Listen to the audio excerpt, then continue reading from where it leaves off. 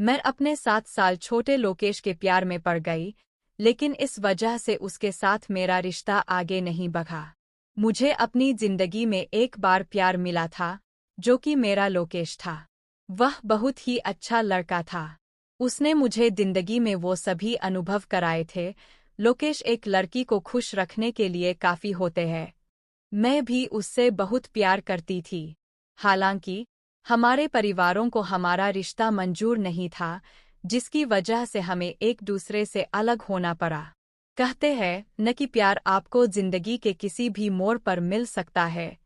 यह एहसास न केवल अपने आप में बेहद खास होता है, बल्कि आपकी कठोरता को कोमलता में भी बदल देता है। मेरे साथ भी कुछ ऐसा ही हुआ था।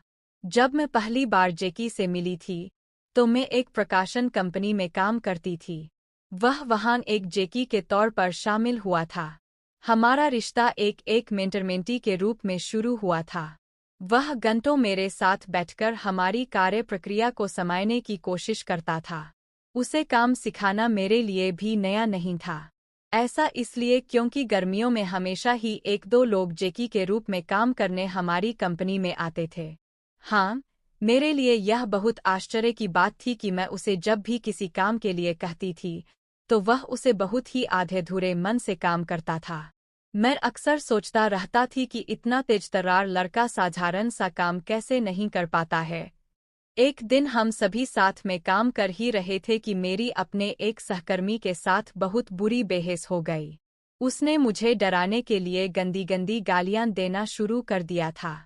उसके मुंह से अपने लिए ऐसी बातें सुनकर मैं इतना ज्यादा बौखला गई कि मैं अपने आंसुओं पर काबू नहीं रख सकी।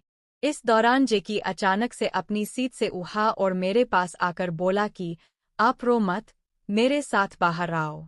वह मुझे हमारे ऑफिस की बिल्डिंग के बाहर ले गया। हम दोनों ऑफिस से बाहर निकले और पास के एक कैफे में चले गए। इस दौरान हमने एक दूसरे से एक शब्द भी नहीं बोला। ऐसा इसलिए क्योंकि एक जेकी के सामने खुद को इतनी कमजोर स्थिति में देखने देने के लिए मैं एक बेवकूफ की तरह महसूस कर रही थी।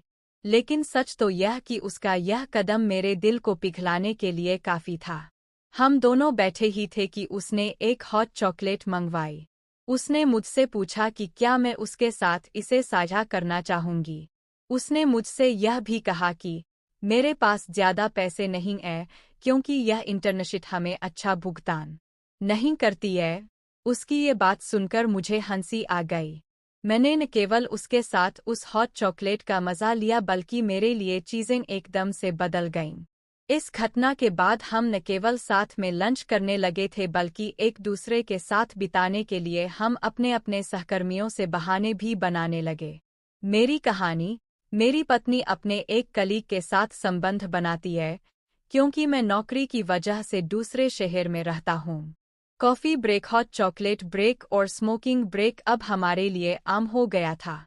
हम अक्सर ऑफिस के बाद एक दूसरे से मिलने लगे थे। ऐसे में एक दिन उसने मुझसे अचानक से पूछा कि मैं उसके बारे में क्या सोचती हूँ। इस दौरान मैंने उससे कहा कि मैं तुम्हें बहुत ज्यादा बुद्धिमान और दिलचस्प मानती हूँ, लेकिन मुझे कभी यह समझ नहीं आया कि तुम सौंपे गए काम में अपना दिल क्यों नहीं लगाते हो। इस दौरान वह हंसा और बोला कि आप जानते हो कि मैं ऐसा क्यों करता हूँ, क्योंकि इसके बाद मुझे आपके साथ बैठने का कानूनी बहाना मिल जाता है। उसकी इस बात को सुनकर मैं हैरान रह गई। इस दौरान मैंने केवल शर्माने लगी, बल्कि उसने मुझे प्रपोज भी कर दिया, जिसे मैंने एक झटके में स्वीकार कर लिया। उसकी इंटर्नशिप खत्म हो गई थी।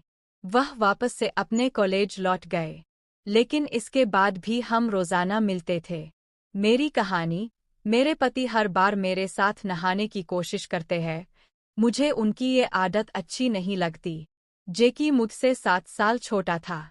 वह मेरे जीवन में वो जेकी था जो ढेर सारी मस्ती, उत्साह और पागलपन लेकर आया था। वह उस समय ड्राइविंग सीख रहा था। वह हर रोज अपने ड्राइवर को बेवकूफ बनाकर कार को मेरे ऑफिस तक लाता था, ताकि वह मुझे एक कॉफी ब्रेक पर ले जा सके। इस दौरान उसका ड्राइवर एक कोने में खड़ा हुआ उसका इंतजार करता रहता था। हम न केवल नए नए रेस्तरां में जाने की कोशिश करते थे, बल्कि मेरे मना करने पर एक दिन उसने मुझसे कहा कि मेरे माता-पिता मुझे मेरी प्रेमिका पर खर्च करने के लिए पर्याप्त पॉकेट मनी देते हैं। यह मेरे जीवन का बहुत ही मासूम और प्यारा समय था। मेरी कहानी। मैं अपनी पत्नी से बिल्कुल भी खुश नहीं हूँ, वजह जानकर शायद आप भी मेरा साथ देंगे। समय बीतता गया और हम दोनों एक दूसरे के प्यार में बुरी तरह पागल हो गए। हालांकि उस दौरान मेरे माता-पिता मेरी शादी के लिए अलग-अलग लोगों से बातचीत भी कर रहे थे। ऐसे में जब मैंने उन्हें के बारे में बताया, तो उन्होंने इस रिश्ते के लिए साफ इनकार कर दिया। वह चाहते थे कि मैं अपनी लाइफ में आगे बढ़ूं। हम दोनों ने अपने अपने परिवारों को मनाने की काफी कोशिश की, लेकिन उन्होंने कभी भी इस रिश्ते को स्वीकार करने से मना कर दिया, चाहे हम एक दूसरे से कितना भी प्यार क्यों न करते हों। यह मेरे जीवन का वह समय था जब मैंने अपने दिल को एक तरफ रख दिया था। जेकी अक्सर रोते हुए मुझे मैसेज करता रहता था, लेकिन मुझे हमारे लिए एक कठोर कदम उठाना ही पड़ा। मेरी कहानी। मेरी पत्नी मेरे साथ समय बिताना पसंद नहीं करती है, वह घर से ज्यादा ऑफिस में रहती है। मैंने जेकी से अलग होने का फैसला कर लिया। मैंने अपने माता-पिता के कहने पर शादी कर ली। इस साल मैं अपनी शादी की 7वीं सालगिरह मना रही हूँ। लेकिन इसके बाद भी मैं कह सकती हूँ कि जेकी के साथ मेरा रिश्ता सबसे खूबसूरत था, जो मैंने कभी अनुभव किया था। मैं उसे बहुत प्यार करती थी। शायद हमेशा करती भी रहूंगी।